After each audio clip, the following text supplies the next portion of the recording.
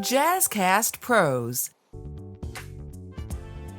Welcome to Living the Front Seat Life podcast. It's me, your host, Kelly Marie. And if you're listening, then it's probably just a regular podcast for you. But if you're watching, that means you are one of the first folks to ever see a live recording of Living the Front Seat Life podcast.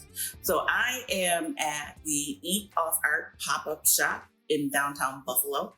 And I am so excited. It's kind of weird. I feel like a fangirl because the two owners are longtime friends of mine, but you can see some of the artwork in the background. They are exceptionally creative people. And I'm going to get them on camera and talk a little bit about mental health. So you'll have to either go online and check that out on Instagram or Facebook, The Front Seat Life. Or we may be able to even do like a little outtakes, behind the scenes kind of a thing on YouTube. We'll see how it goes. It's first time for everything. And this is the first time I'm recording and you guys can see me. Listen, I put makeup on for y'all. You see, I have on mascara and eyeliner. I did this for you. I have on real clothes. I'm normally recording in whatever I found on the floor, but I'm clean. All of this just for you guys. Well, and Alexa and Idris too, because, we're a mixed company. So when you're around other people, you got to kind of do little things differently. So welcome, you guys. Welcome. It is the week of Christmas. And while not everyone celebrates the holiday, it's still a high stress time.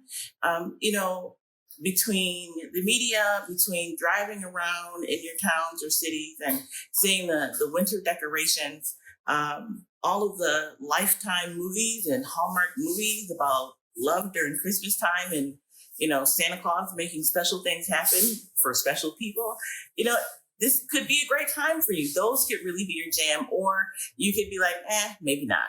So regardless, we're still in, I'd say, a high emotional time for most folks, no matter what side of the spectrum you're on. Christmas may also not be a holiday that you celebrate at all. I'm an in-betweener. I'm not really a big Christmas person, but at the same time, I do appreciate winter stuff.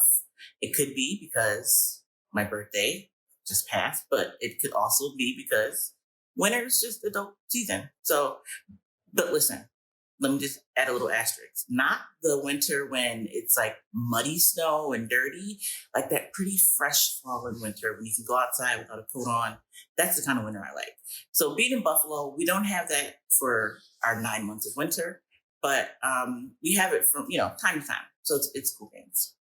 So back to the topic, mental health, setting emotional expectations for the holidays.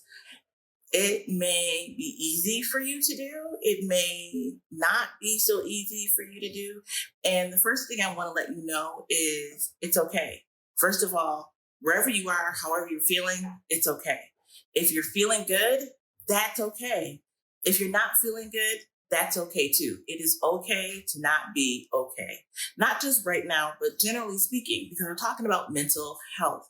We're talking about all of the reasons why we can increase our mental health, and understanding that it's okay to not be okay is one of those ways to actually increase your mental health. So I only brought up Christmas because of when this, goes live, when it airs and when you'll get it. But I mean, there's Hanukkah, there's Kwanzaa. There are other holidays that I don't know about that are happening right now. And it's also a time for family to get together. A lot of folks are off from work or off from school. And whether you are a holiday person or not, you may still, be in the throes of what holiday season is like. And that emotional baggage can be a lot. That emotional strain can be a lot.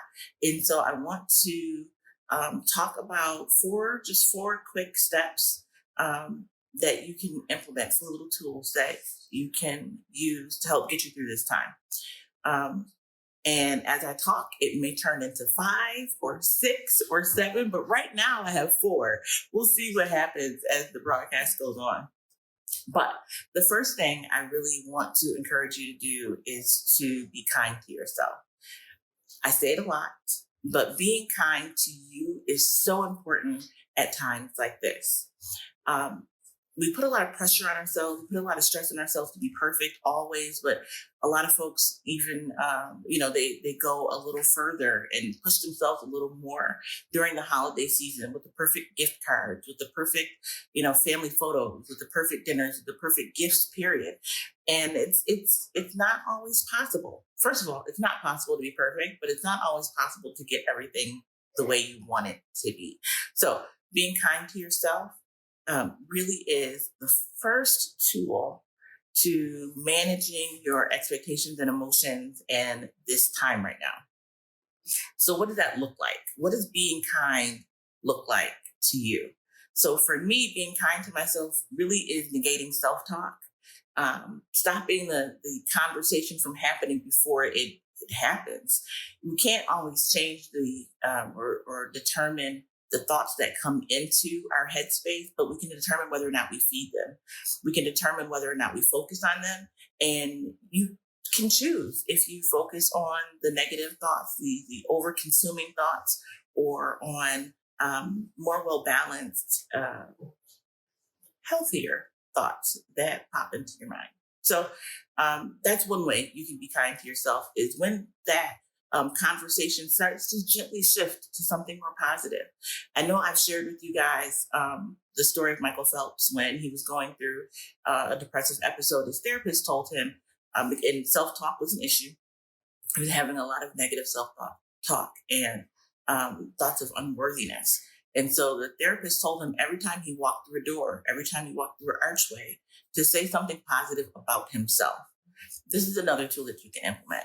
So you might be at home and you're not leaving your house. And if you're not leaving your house, you're like, I'm not going anywhere. I'm not walking through any archways. But you are. You have to get up and go to the bathroom. When you leave your bedroom, come back into your bedroom. We're talking doorways and archways. So if you're going into another room of your house, regardless, you're moving through another space. And that's plenty of opportunity for you to tell you how great you are. I struggle with this sometimes, and I will default to using that strategy. And sometimes it's just a little kickstart. I just need a little something to get me going so that I can focus on positive thought processes instead of those negative or overwhelming ones. So if you're going to be kind to yourself, I want to encourage you to set expectations.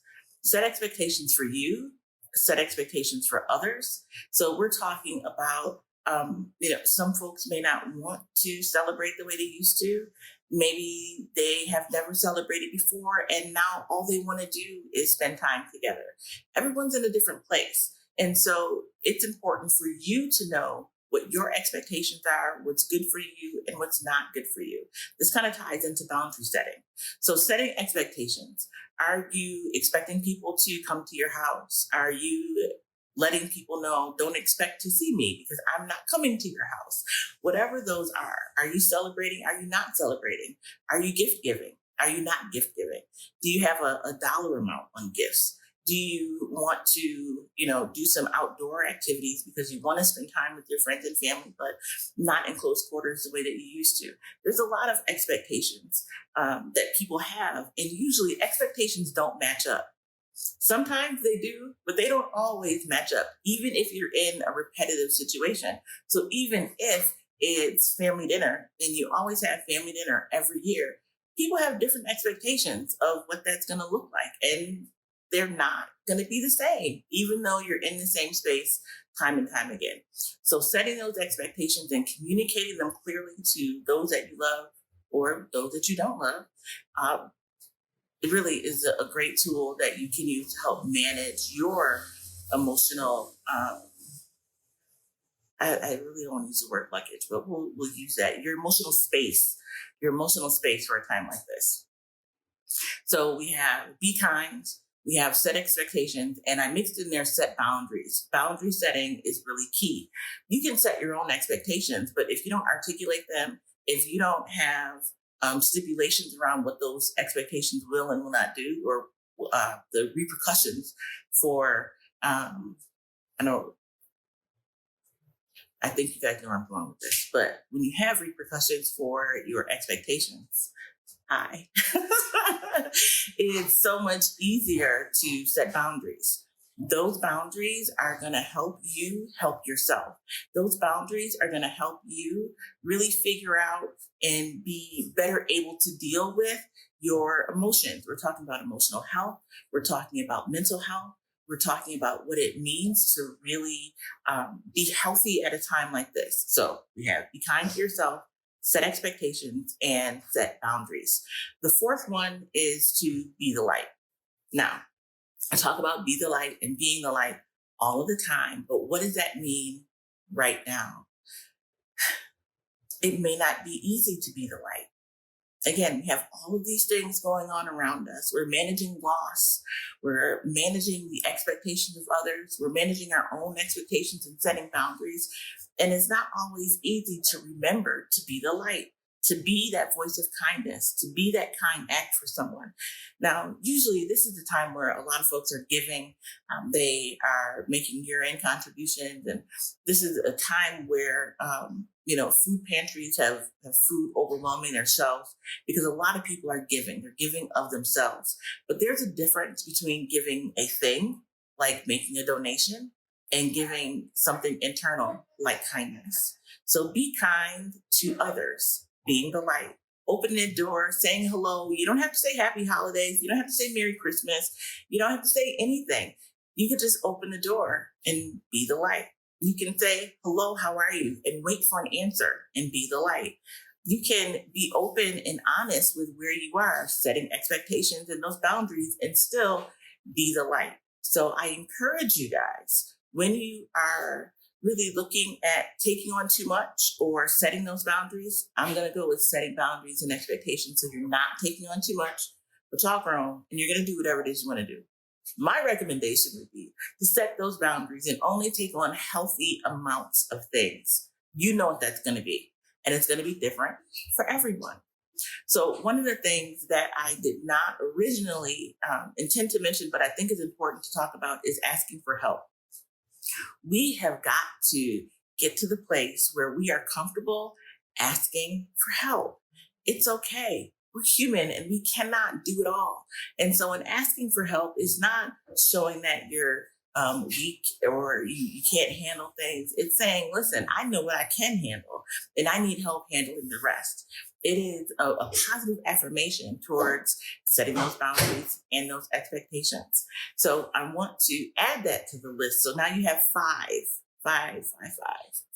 tools that you can use. And I'm calling them tools because you have to work them, right? They're not things that just happen and occur. You have to actually do something with them. And it's all a part of self-care. I just was participating in a panel, and we were talking about boundaries and what burnout looks like, and being the light and setting all of these expectations. And one of the things that I think was most profound was that so many people from so many different backgrounds all agreed around what mental health was and is, and what burnout is, and how we can go about being healthier individuals.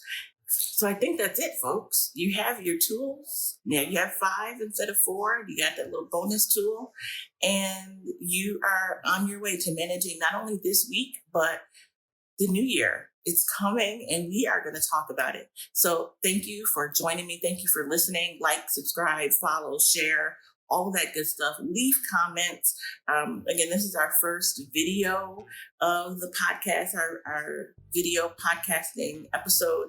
And so maybe we'll do more. Maybe we won't. I don't know, but we'll see as we move forward.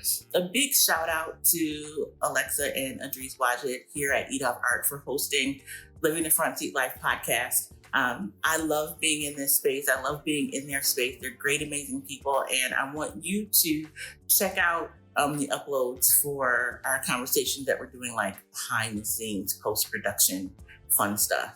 I'm saying it's fun, but we haven't done it yet. So I'm just letting you guys know I really believe that it's going to be fun. So until the next time, I encourage you to be the light and take some time for yourself. Ooh, me. Oh, wow. Okay.